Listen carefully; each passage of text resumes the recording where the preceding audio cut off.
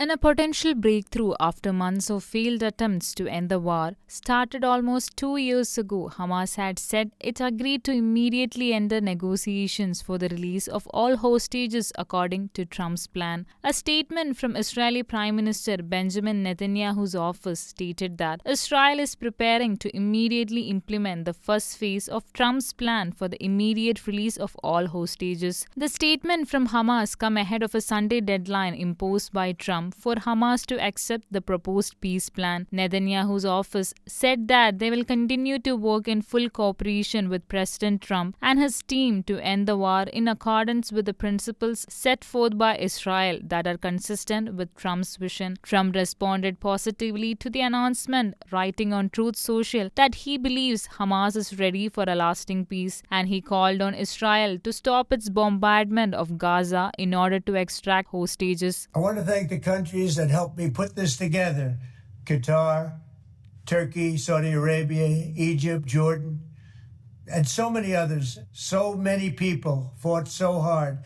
This is a big day. We'll see how it all turns out. We have to get the final word down in concrete. Very importantly, I look forward to having the hostages come home to their parents and having some of the hostages, unfortunately, you know the condition they're in, come home likewise to their parents, because their parents wanted them just as much as though that young man or young woman were alive. So I just want to let you know that this is a very special day, maybe unprecedented in many ways. It is unprecedented, but thank you all, and thank you all to those great countries that helped. We were given a tremendous amount of help. Everybody was unified in wanting this war to end and seeing peace in the Middle East. And we're very close to achieving that.